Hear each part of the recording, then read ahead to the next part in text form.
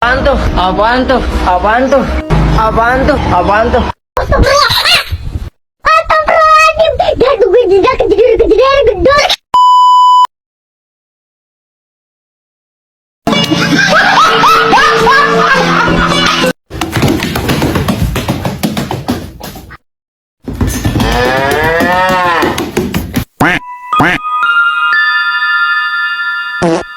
Are you ready, kids? Aye, aye, Captain. I can't hear you. Aye, aye, Captain. Oh! Assalamualaikum warahmatullahi wabarakatuh. Halo guys, welcome to our video. Jadi ini perkenalan dulu ya. Hai, nama aku Lili Susiana Ayasha akan menjelaskan sejarah berdirinya Kerajaan Aceh. Halo, aku Keila Ayu Rasati akan menjelaskan tentang raja dan puncak kejayaan Kerajaan Aceh. Hai guys, perkenalkan aku Istihara Rizal. Sini aku akan menjelaskan gimana sih bentuknya dari Kerajaan Aceh itu. Dan aku, Azhara Maulidia, akan menjelaskan tentang peninggalan dan penjelasan Kerajaan Aceh. Tujuan pembuatan video ini apa sih?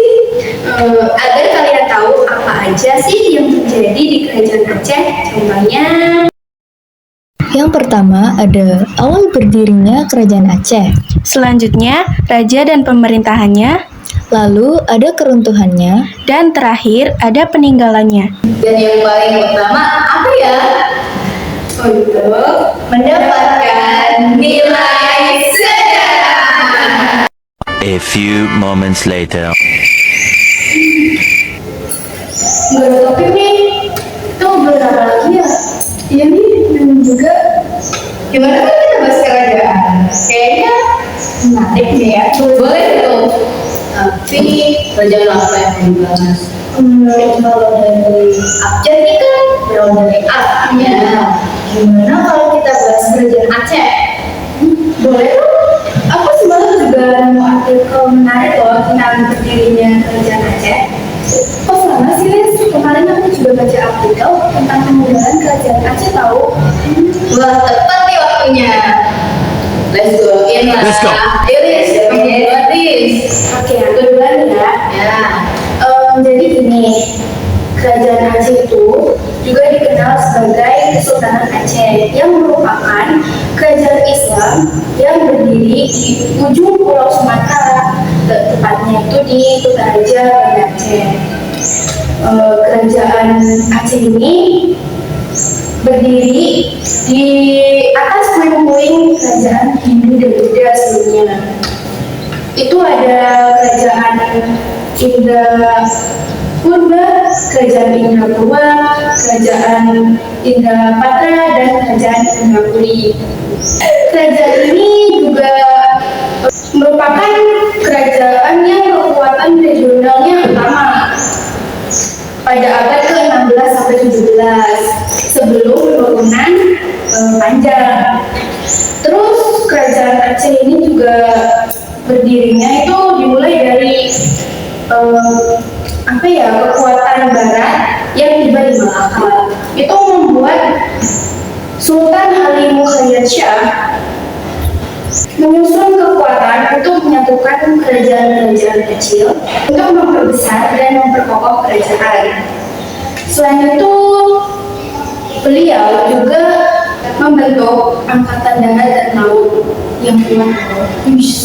Hebat banget ya. Ada lagi nih, beliau juga meletakkan dasar-dasar politik luar negeri Kerajaan Aceh yang isinya itu mencukupi kebutuhan diri sendiri, mempererat persahabatan, terus bersikap waspada kepada negara barat, terus menerima bantuan dari tenaga luar, dan yang terakhir menjalankan dakwah ke seluruh Nusantara.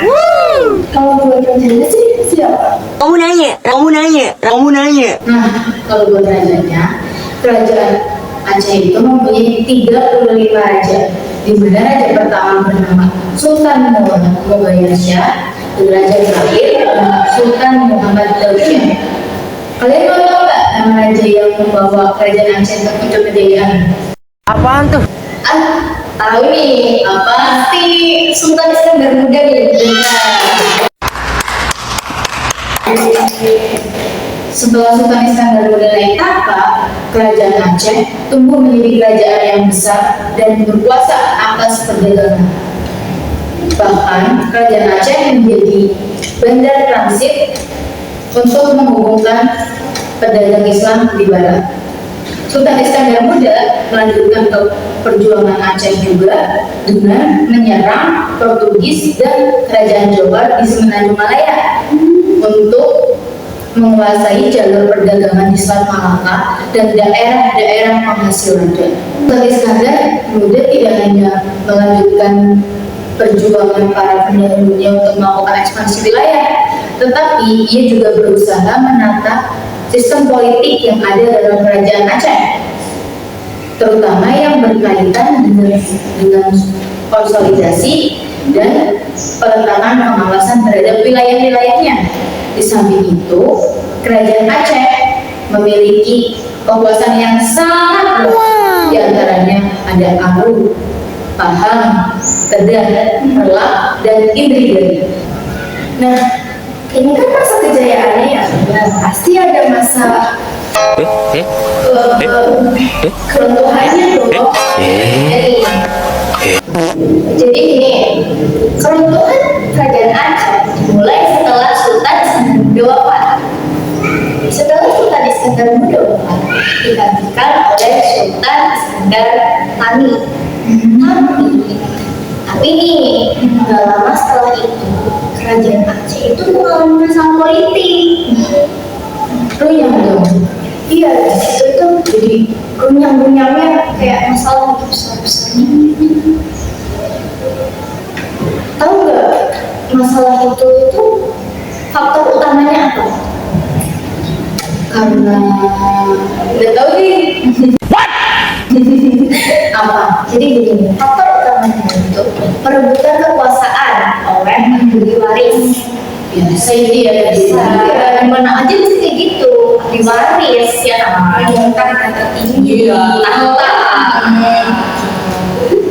Terus ada juga nih terkaitnya, yaitu apa ya, biasanya kayak keributan antara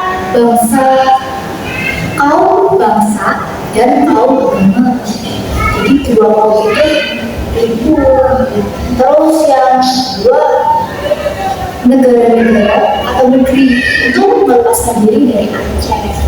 Dan itu juga yang jadi kerajaan Aceh itu tambah runyam. Nah, ada yang deket lagi. Apa? Jadi pas Aceh lagi runyam-runyamnya, Belanda masuk ke Aceh. Nah, Belanda itu melakukan invasi perang yang dinamakan Perang Sabi. Sabi gak sih? Perang Sabi. Sabi yang dilaksanakan pada 26 Maret 1873 dan itu berlangsung selama 30 tahun. Iya, lama kan? Dan di perang itu Aceh memakan banyak korban. Setelah perang,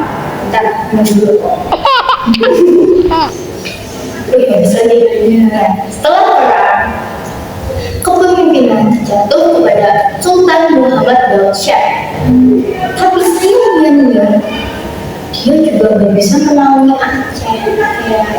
Aceh udah benar-benar berantakan. Akhirnya Aceh jatuhlah oleh Belanda. Nah, kira-kira peninggalan kerajaan Aceh apa aja ya, Lisa? Kamu nanya. Nah, untuk peninggalannya, yang pertama ada Masjid Baitur Rahman yang menjadi pusat peradaban dan pendidikan Islam di Nusantara. Yang kedua ada Merian Kerajaan Aceh Darussalam. Meriam ini berteknologi tinggi pada masanya yang bisa dijumpai hingga sekarang. Meriam ini berbentuk sangat menarik dengan bentuk ukuran dan motif. Astaghfirullahaladzim. Motifnya bagus gitu. Iya, betul. Untuk yang ketiga ada uang emas. Dulunya uang emas ini digunakan untuk alat pembayaran pada masa perkembangannya Kerajaan Aceh Darussalam.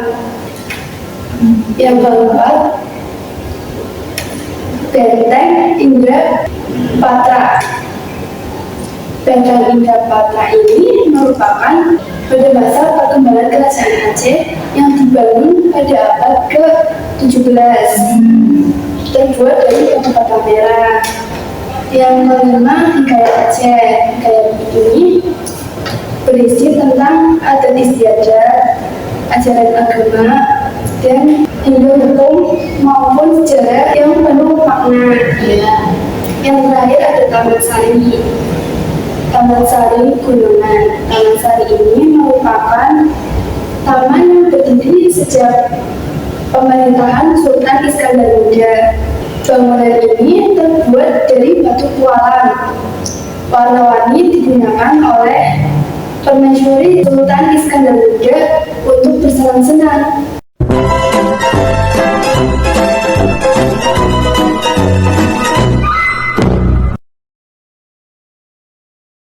Terima kasih sudah menonton video kali. Karena kalian juga mau menonton yang kembali.